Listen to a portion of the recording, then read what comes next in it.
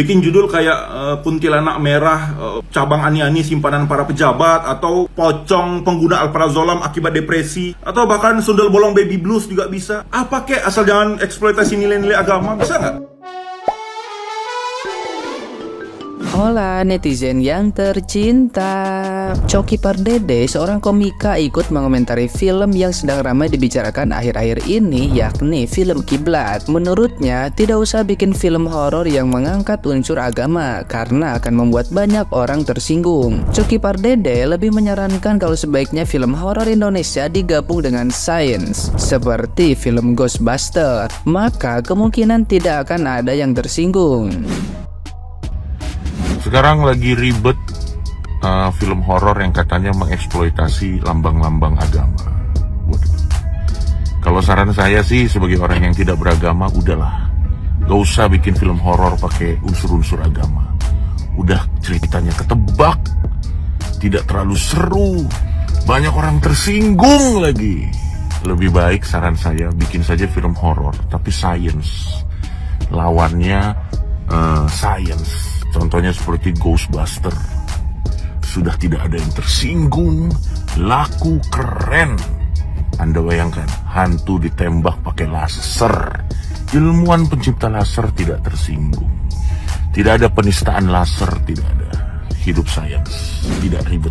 Nah, gimana nih menurut netizen yang terhormat? Silahkan berkomentar ya.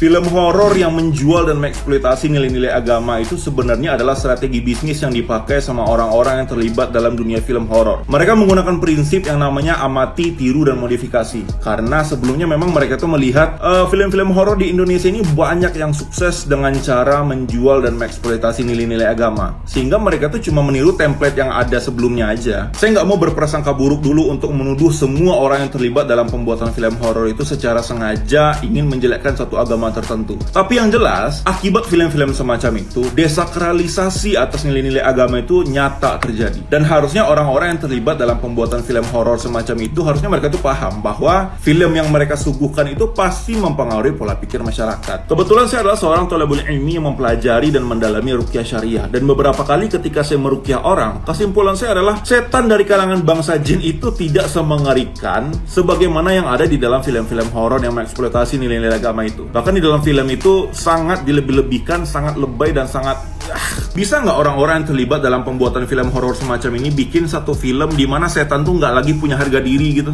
Bikin judul kayak kuntilanak merah, cabang ani-ani simpanan para pejabat, atau pocong pengguna alprazolam akibat depresi, atau bahkan sundel bolong baby blues juga bisa. Apa kek, asal jangan eksploitasi nilai-nilai agama, bisa nggak? Jujur aku nggak paham kenapa film Kiblat bisa dicekal.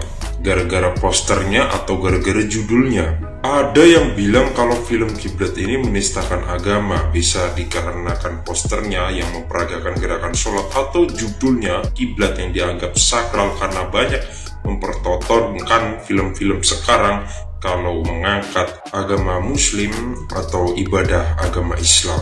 Kalau aku sendiri tidak mau mencekal film ini ya, dan aku tidak mendapat poinnya apa sebenarnya yang melanggar dari film ini. Karena menurutku justru keindahan seni sebuah film atau fiksi, karya fiksi itu ada di mana liarnya pikiran dari seorang sutradara maupun penulis. Semakin liar justru itu semakin menarik.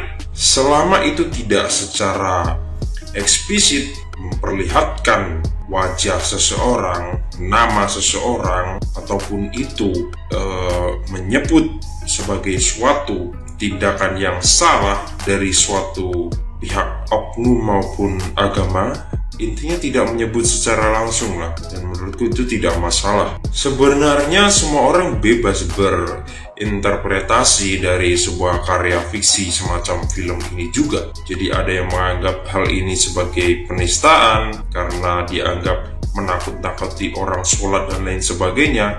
Tapi kan kalau kita bisa mencari esensi sebuah karya, itu tidak bisa kita hanya melihat dari satu adegan maupun hanya satu poster, tapi kita harus melihat secara keseluruhan film untuk menyimpulkan apa sebenarnya maksud dan tujuan dari film itu dibuat. Justru bagian yang paling lucu menurutku adalah ketika ada orang yang bilang kenapa film ini dicekal. Ternyata banyak sekali yang bilang karena ini bisa menakut-nakuti orang buat sholat.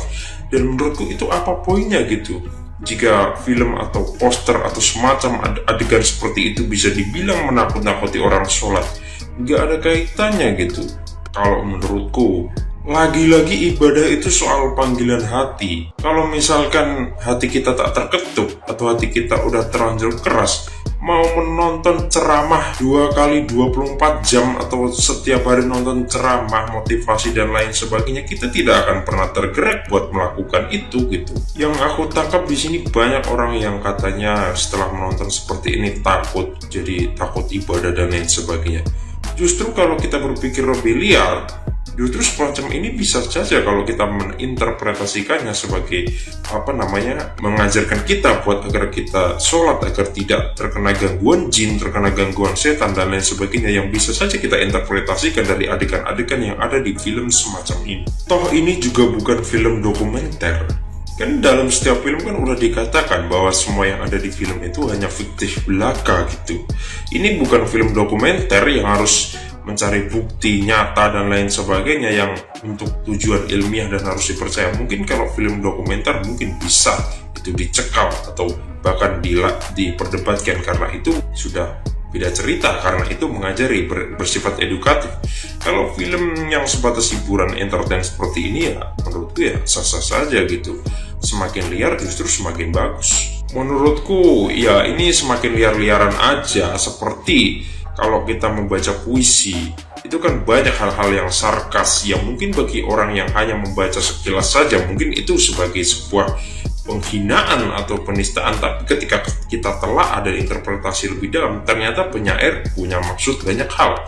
Bisa saja dia bermaksud menyampaikan pesan-pesan tersirat bahwasanya kita harus taat beribadah atau apa, banyak kejadian hal semacam itu terlepas dari adegan di film maupun apa. Nah, satu hal yang menjadi catatan menurutku, ya mungkin salah satu blunder dari sutradara, mungkin dari pemilihan poster atau filmnya, mungkin kalau itu hanya ada di potongan-potongan atau adegan-adegan scene-scene yang ada di film di pertengahan atau di akhir yang tidak dijadikan sebagai highlight utama buat judul maupun poster, mungkin gak banyak orang protes. Karena ya bagaimana, orang film belum dirilis, orang belum bisa menonton sepenuhnya, jadi apa dasarnya untuk menginterpretasikan bahwa itu sebagai sebuah penistaan atau penghinaan, karena film belum beredar secara full. Jadi terlalu dangkal kalau kita bilang penistaan. Tentu kita semua tahu apa objek di sini. Kita tahu tentunya dong kalau semua ini ya film dibuat untuk apa. Film ini film entertain yang tujuannya menghibur. Ya bukan sebuah alasan buat mendidik. Jadi kalau dibilang menghina ya apa alasannya, apa dasarnya? Apakah itu menyebut nama nabi atau menggambarkan nama nabi atau secara eksplisit mengajarkan bahwa kita harus begini kan enggak, ini hanya sebatas hiburan gitu.